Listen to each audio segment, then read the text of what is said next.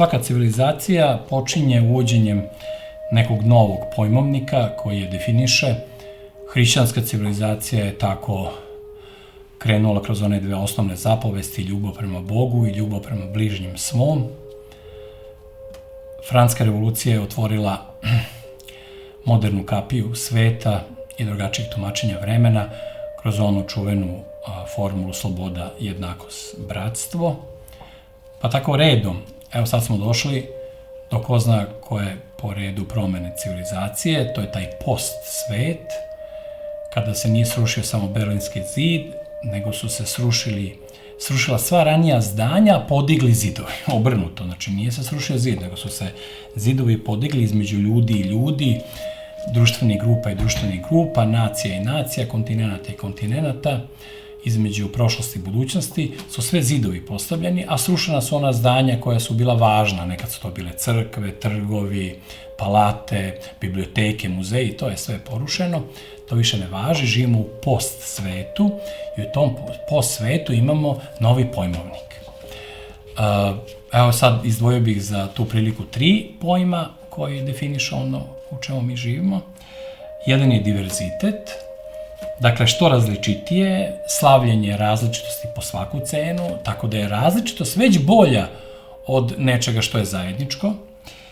Što luđa različitost, to je više prihvaćena i više liči na tu ideju diverziteta kao ideološki pojam nove civilizacije, tog post-sveta, nakon svega što smo ranije doživeli. Znači, protiv sličnosti i jedinstva i protiv većine. Znači, mi uvodimo jedan antidemokratski put koji u stvari u ime ljudskih prava ruši onu suštinu vladavine većine, vladavine naroda i tu vrstu diverziteta postavlja kao neki model koji je suprotan mišljenju većine, te odbačene, ismejane većine. Sad je ekskluzivna manjina tu važna i njena različitost. Priča je o vlasti manjina protiv zajedničkog puta, o bizarnosti isfrustriranih, o osveti odbačenih i mi danas imamo situaciju gde žene ratuju u ime svojih pretkinja, gde sluge ratuju protiv nekadašnjih vitezova i svojih gospodara u ime onih koji su pod njima tobože ili zaista patili i tako redom. Znači te osvete, ta različitost i taj diverzitet koji se nameće kao neka vrsta obaveze. Uostalom i zastava duginih boja ne dopušta da se boje slože po nekom nacionalnom redu, po običajima, po nekim simbolima, već se sve boje guraju u jednu i kroz to se u stvari opet slavi različitost u odnosu na raniju ideju porodice, heteroseksualnih odnosa i oca i majke. Diverzitet. Sledeći pojam je inkluzija, isto jedan ružan, odvratan, mehanički pojam. Znači, inkluzija kao otvaranje svih vrsta za doskoro marginalizovane grupe. Znači, silom mi moramo da slušamo njihovo iskustvo i da prihvatamo njihove zahteve, da ih uključujemo i ne samo da ih tolerišemo, nego da ih slušamo. To je ono što je u stvari nov model. To je opet udar na većinu, na ono sve što je prihvaćeno i otvara se taj neki lažni javni dijalog u kome oni koji su brojniji moraju da ćute i da čekaju da oni koji su manjina kažu ono što je bitno i da onda mi ono što je naše zamenimo sa onim što usvojimo silom te inkluzije famozne. Treći i najvažniji pojam o kome sad možemo da govorimo je takozvana woke kultura.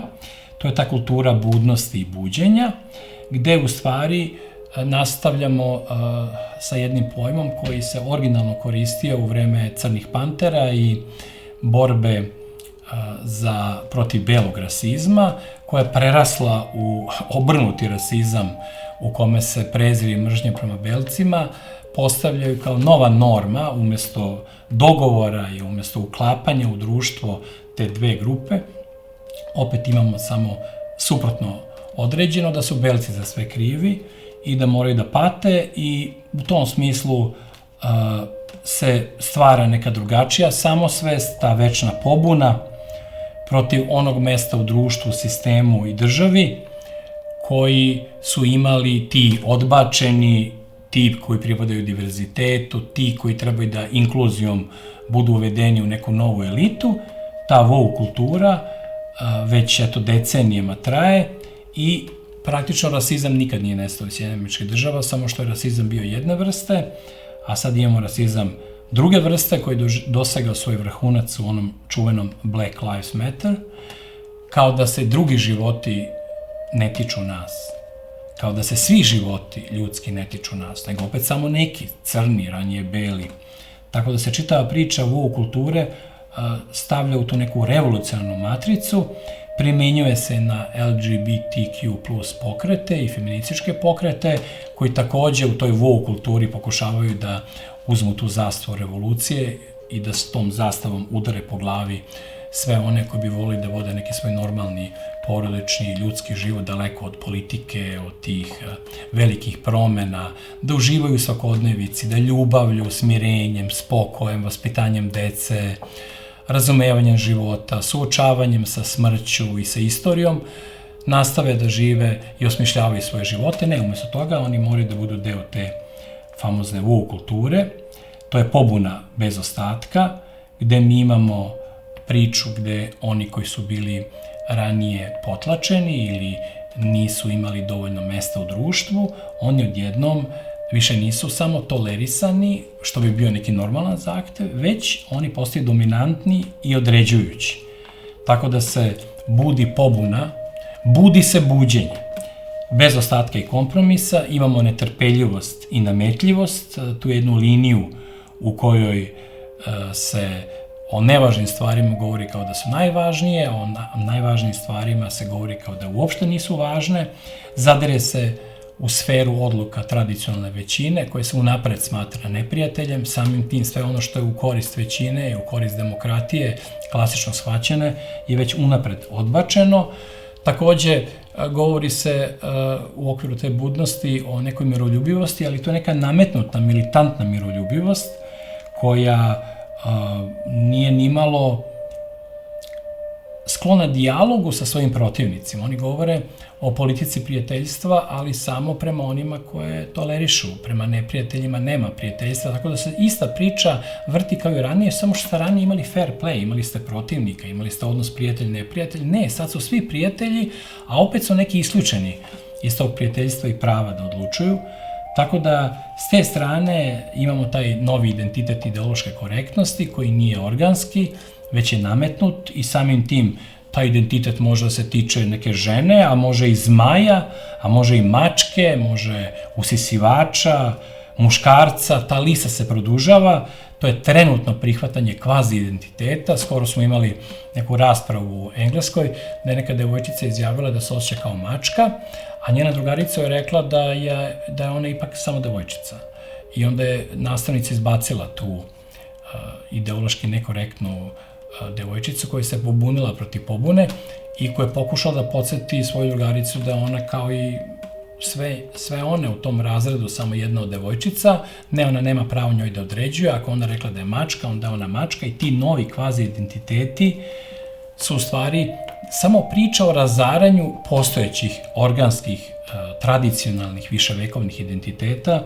Znači, taj novi woke sistem se uvek bori protiv nečega, nikad za nešto, jer je to sve promenjivo. Ta mačka sutra može da postane nešto drugo, veverica, mislim, ili da postane zombi, ili da postane nešto već po svojoj volji, a svi ostali treba da klimaju glavom, da se prilagođavaju tom ludilu i da se uspostavi to razaranje zajedničkih vrednosti, sve ili crno ili belo, nema razgovora u toj novoj kulturi tobože dijaloga, to je neki neobičan dijalog monologa, traži se nova normalnost koja je sve samo nije normalna, nema fair playa, uspostavlja se ta haotična društvena norma koja zavisi od sutrašnjeg dana i od novog naloga šta je normalno, šta nije normalno, pojavljuje se novo govor, ta frankensteinizacija tog govora, on je određen rodno ili određen na ovaj onaj način, ako ne kažeš na način na koji treba da kažeš, ti se odmah odbacuješ i smatraš se neprijateljem tog novog sistema vrednosti, novog čovečanstva i te nove normalnosti. To je jedna psihološka operacija stalnog držanja u strahu većine koja mora da prati šta je u modi, šta je dozvoljeno, na način na koji to nekada nisu ni boljševici ni fašisti radili. Sve se dodeljuje prema manjinskim kvotama koje o svemu odlučuju, to je ono stay woke, ostani budan, večito. Žele da se jaki i sposobni podrede slabima i nemoćnima, da ne bi vređali svojim postojanjem, svojim lepotom, svojim talentom, svojim sposobnošću one koji to smatraju svojim neprijateljem i samim tim neprijateljem tog novog sistema. Duboki antitradicionalizam odlikuje vlast i dominaciju manjine. Dakle, demokratija je definitivno neprijatelj tog neoliberalizma. Ljudska prava su usmerena protiv verskih prava, porodičnih prava, nacionalnih prava i svih drugih prava, sem tog ogoljenog čoveka koji nema ni identitet, ni prošlost, ni budućnost, ni ideale, već je on tu samo da se sprovede neki novi diverzitetski, inkluzivni ili woke zahtev u civilizaciji koja više ne liči ni na što nam je do sad bilo poznato. Društvene i paradržavne organizacije, one pokušavaju da zamene ideju države koja je zastarela, država se potpuno odbacuje i te društvene organizacije postaju oni alieni, oni osmi putnici u organizmu domaćina, oni samo se ne zna na koju će stranu da izbiju uništavajući život onoga koji ih je primio u kome su živeli. To su ljudska prava bez poštovanja prava većine, bez poštovanja državnih zakona, bez poštovanja narodnih običaja. Društvo se okreće protiv države, umesto da društvo ispunjava, osmišljava i nadahnjuje državu. Ono se okreće protiv države, imamo anarhizam prema državi, nihilizam prema sistemu vrednosti, a istovremeno imamo strogi, fanatični, vojni, sektaški poredak unutar oni koji su tobože za apsolutnu slobodu i anarhiju, a između sebe se ponašaju kao podoficiri, oficiri neke dobro uređene vojske.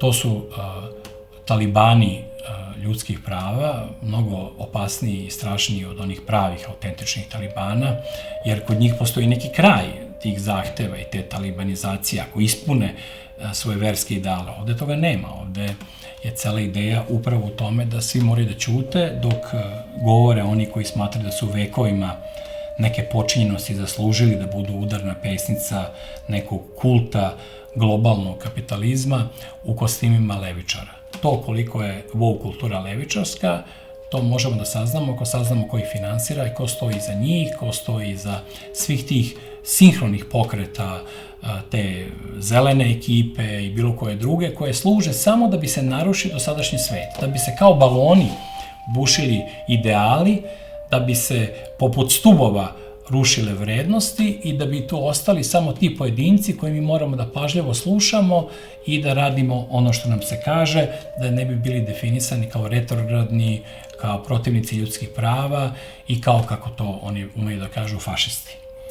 Svi drugi su monstrumi, svi drugi su ekstremni desničari, krezubi sendvičari, rasisti, svi koji ne pristaju na taj novi poredak stvari. Dešava se neka apsolutna lustracija, kažnjavanje svih koji se ne slažu 100% sa njima, netolerantnost u ime tolerancije, cancel kultura kao nova inkvizicija, cenzura, mentalna surovost i neki novi varvarizam, ruši se poredak, tako da Rusiju žele da sruše zajedno sa putinizmom, nekada sa boljševizmom. Pinokio je opet u opasnosti da ga stara zmija uhvati u svoje ruke i da ga nagovori da odluta od oca i od zavičaja u neke predele gde mu preti samo smrt i uništenje. Laž utopije obećava srećnu i večno blagostanje, a istovremeno se živi sve gore, sve lošije, sa sve manje arome, bez osjećanja ukusa, bez sreće i bez svega onoga što je činilo svet u kome su živjeli naši preci. Na kraju samo reći da ti društveni, rodni, kulturni problemi se stavljaju iznad realnosti, a posebno iznad države i crkve, dva glavna neprijatelja woke kulture, inkluzije i diverziteta, i iznad naroda koji se više kao reči ne koristi jer je zamenjena onom apstraktnom, bezličnom rečju građani, koji se može koristiti bez granica, bez tradicije, bez identiteta, bez prošlosti i, nažalost, bez šanse za budućnost. Krajem ove nedelje, u subotu, u 7 uveče, u našem tradicionalnom terminu. Ovog puta imamo taj skraćeni specijal koji će ići svake subote i njegova tema će ovog puta biti sportski heroji Srbije.